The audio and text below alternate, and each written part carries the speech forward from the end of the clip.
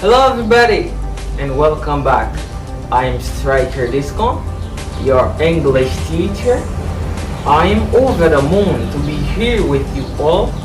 In this video, I am going to show you 5 words who begin by the letter K and the sound of this K is silent. Salut tout le monde, nous sommes Striker Discon, professeur anglais pour là. Je suis très content là avec vous. Dans la vidéo, ça, jodia, je vais vous montrer 5 mots qui commencent par K et puis le K ça pas prononcer en anglais. Do not forget to like and subscribe to the channel. I am coming back.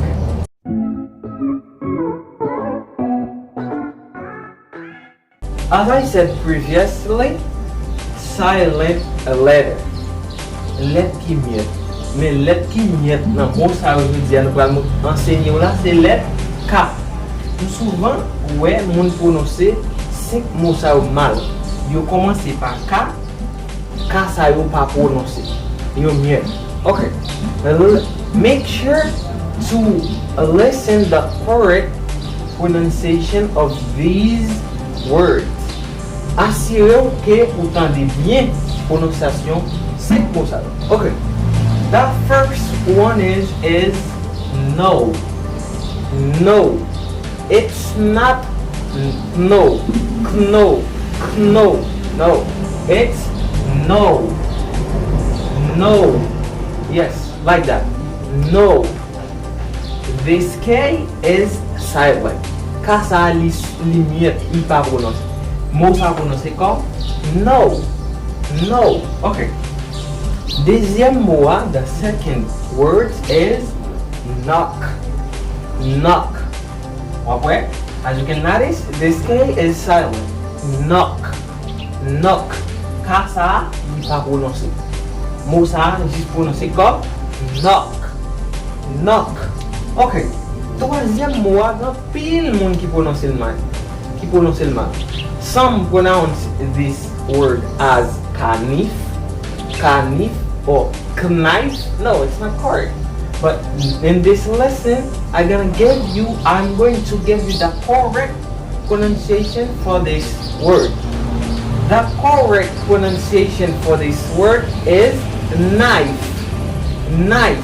It's not kanif, it's not knife. Il pas prononcé comme kanif et en même temps il pas prononcé comme knife. No, it's knife. Knife. Yes, like that. Knife. Could you repeat after me? Est-ce que vous pouvez répéter après? Knife.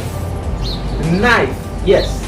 Kasa li miette. Li pas prononcé. Quatrième mot c'est knowledge. Knowledge. Li pas prononcé comme knowledge. No. Kasa li pas prononcé. Li pas prononcé comme knowledge or knowledge. No, it's not correct.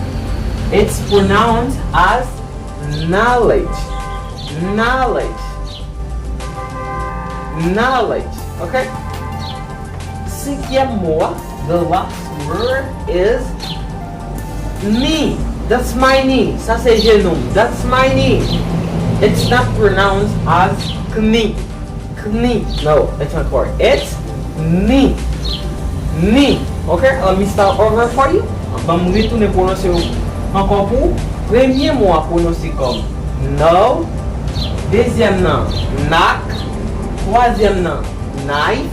Quatrième nom, c'est knowledge. And the last word for today, dernier mot pour dire, c'est my knee. Okay? Now, let me give you the meaning of these words. Bamba ou signification mot ça.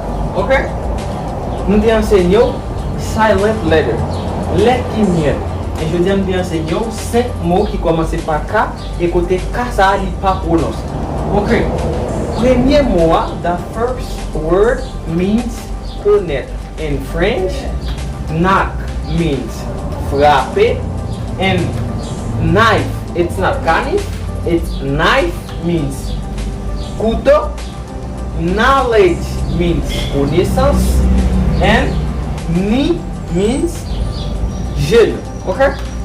I hope you enjoy with this lesson and I hope you gonna love it too.